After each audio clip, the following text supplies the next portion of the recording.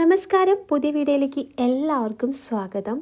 നന്മയുടെയും സത്യത്തിൻ്റെയും പ്രതീകമായ മര്യാദ പുരുഷോത്തമൻ ശ്രീ രാമചന്ദ്ര പ്രഭുവിൻ്റെ അവതാര ദിനമാണ് ശ്രീരാമനവമി.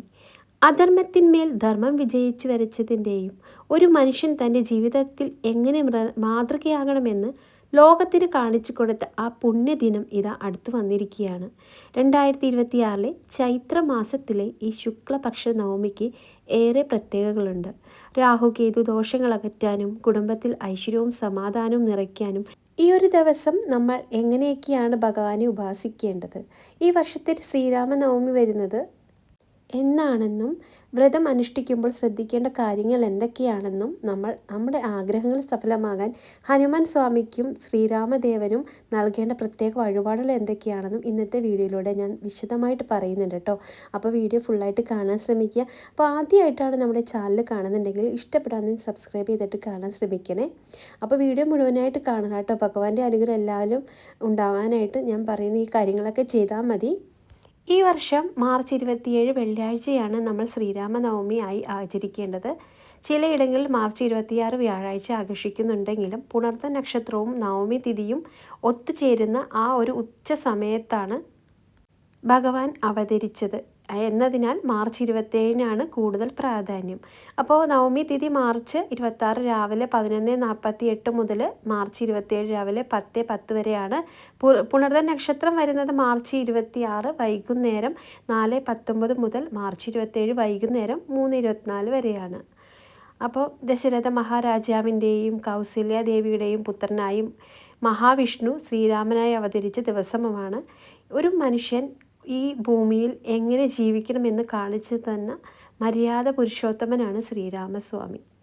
ത്രയായുഗത്തിൽ ഭഗവാൻ അവതരിച്ചപ്പോൾ രാഹുവും കേതുവും ഭഗവാന്റെ അമ്പും വില്ലുമായിരുന്നു എന്നാണ് വിശ്വാസം. അതിനാൽ കാളസർപ്പദോഷമോ രാഹുകേതു ദോഷങ്ങളോ ഉള്ളവർ ശ്രീരാമനെ ആരാധിക്കുന്നത് ദോഷശമനത്തിന് ഉത്തമമാണ്. അപ്പോൾ നമ്മൾ വ്രതം എടുക്കേണ്ട രീതി പറയാം. വ്രതം എടുക്കേണ്ടത് മാർച്ച് 27 വ്രതം അനുഷ്ഠിക്കണം. അതായത് തലേ ദിവസം നോൺ വെജൊക്കെ കംപ്ലീറ്റ് ആയിട്ട് ഒഴിവാക്കണം. വ്രത ദിവസം പഴങ്ങൾ മാത്രം കഴിച്ചുകൊണ്ട് നമുക്ക് വ്രതം എടുക്കാം. ഉച്ചയ്ക്ക് ഒരു നേരം മാത്രം എന്തെങ്കിലും കഴിച്ചിട്ട് നമുക്ക് വ്രതം എടുക്കാവുന്നതാണ് കേട്ടോ. പിന്നെ പിറ്റേ ദിവസം നമുക്ക് അമ്പലത്തിൽ പോയി തീർത്ഥം സേവിച്ചോ അല്ലെങ്കിൽ വീട്ടിൽ തീർത്ഥം സേവിച്ചോ നമുക്ക് വ്രതം വീടാം.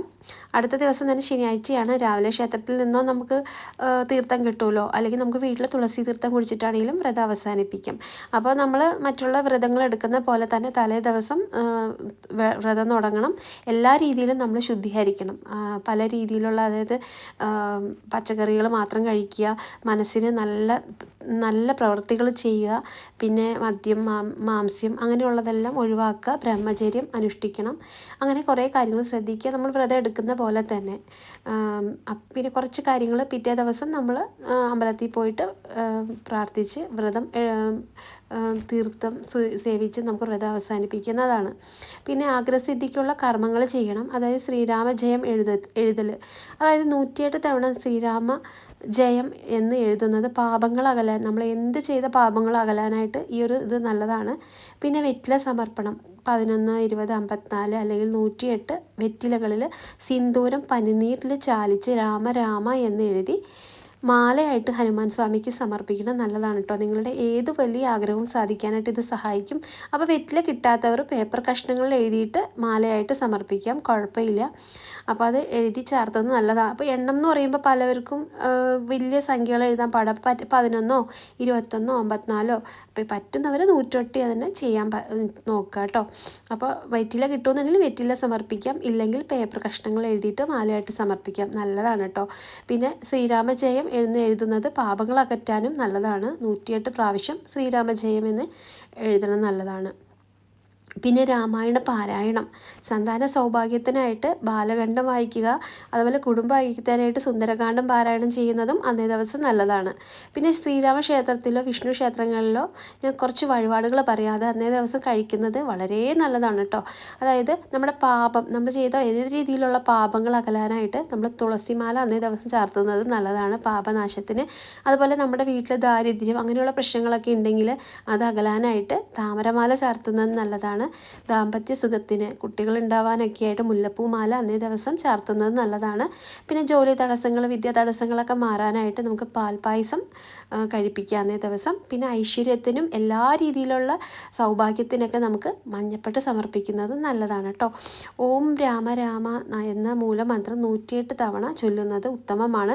കൂടാതെ ശ്രീരാമ രാമ രാമേതി എന്ന് തുടങ്ങുന്ന ശ്ലോകം 3 തവണ ചൊല്ലുന്നതും വിഷ്ണു സഹസ്രനാമം ചൊല്ലുന്നതും അത്രയേറെ നല്ലതാണ്.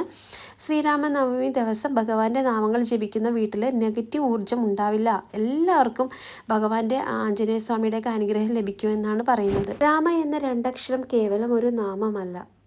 സത്യം, ധർമ്മം, ക്ഷമ, സ്നേഹം എന്നിവയുടെ ഒരു പൂർണ്ണ രൂപമാണ്.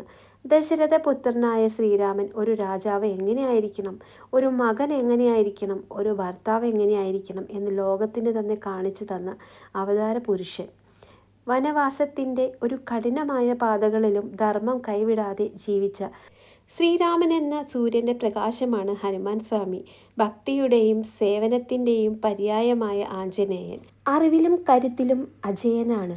രാമ എന്ന മന്ത്രം എവിടെ ജപിക്കപ്പെടുന്നുവോ അവിടെയെല്ലാം ഹനുമാൻ സ്വാമിയുടെ സാന്നിധ്യം ഉണ്ടാകുമെന്നാണ് വിശ്വാസം. ഭക്തരുടെ ഭയം അകറ്റാനും പ്രതിസന്ധികളിൽ തളരാതെ മുന്നേറാനുള്ള ഒരു കരുത്ത് നൽകാൻ ആഞ്ജനേയ സ്വാമിയോളം വലിയൊരു അഭയമില്ല. ശ്രീരാമനും ഹനുമാനും തമ്മിലുള്ള ബന്ധം ഭക്തിയുടെ ഏറ്റവും ഉന്നതമായ തലമാണ്. ശ്രീരാമനില്ലാതെ ഹനുമാനോ, ഹനുമാനില്ലാതെ രാമകഥയോ പൂർണ്ണമാകില്ല. ഭഗവാന്റെ ഹൃദയത്തിൽ ഹനുമാനും, ഹനുമാന്റെ ഹൃദയത്തിൽ ഭഗവാനും കുടികൊള്ളുന്നു. രാമനാമം ജപിക്കുന്നതിനടുത്ത് ഹനുമാൻ സ്വാമിയുടെ അനുഗ്രഹം ഉണ്ടാകുമെന്നും ഹനുമാനെ പ്രാർത്ഥിക്കുന്നിടത്ത് രാമൻ്റെ കൃപ വർഷിക്കുമെന്നും നിശ്ചയമാണ്. രാമനാമം ജപിക്കാത്ത നാവില്ല, രാമകഥ കേൾക്കാത്ത കാതുകളില്ല. എവിടെയെല്ലാം രാമനാമം മുഴങ്ങുന്നുവോ അവിടെയെല്ലാം കൈകൂപ്പി കണ്ണീർ വാർത്ത് ഹനുമാൻ സ്വാമി ഇരിക്കുന്നുണ്ടാകും. അസാധ്യമായ കാര്യങ്ങളെ സുസാധ്യമാക്കാനായിട്ട് രാമദൂതനായ ആഞ്ജനേയ സ്വാമിയെ സ്മരിക്കുക. ശ്രീരാമനവമി പുണ്യദിനത്തിൽ നമുക്ക് രാമനാമം ജപിക്കാം. നമ്മുടെ ഉള്ളിലെ ഇരുളകറ്റി സത്യത്തിൻ്റെയും ധർമ്മത്തിൻ്റെയും പാതയിൽ സഞ്ചരിക്കാൻ ഭഗവാൻ തുണയാകട്ടെ. ഏത് പ്രതിസന്ധികളിൽ തളരാതിരിക്കാൻ ആഞ്ജനേയ സ്വാമിയുടെ കരുത്തും ഭക്തിയും നമുക്ക് പ്രചോദനമാകട്ടെ. ജയ് ശ്രീറാം, ജയ് ഹനുമാൻ. അപ്പോൾ ഇന്നത്തെ വീഡിയോ ഇത്രയേ ഉള്ളൂ. എല്ലാവർക്കും ചാനലും ഇഷ്ടപ്പെടുമെങ്കിൽ ഒന്ന് സബ്സ്ക്രൈബ് ചെയ്യാൻ മറക്കരുത്. അതുപോലെ വ്രതം എടുക്കാൻ പറ്റുന്നവർ ഈ വ്രതം എടുക്കുക. എല്ലാവിധ അനുഗ്രഹങ്ങളും ഭഗവാന്റെ ഉണ്ടാവട്ടെ എന്ന് പ്രാർത്ഥിക്കുന്നു.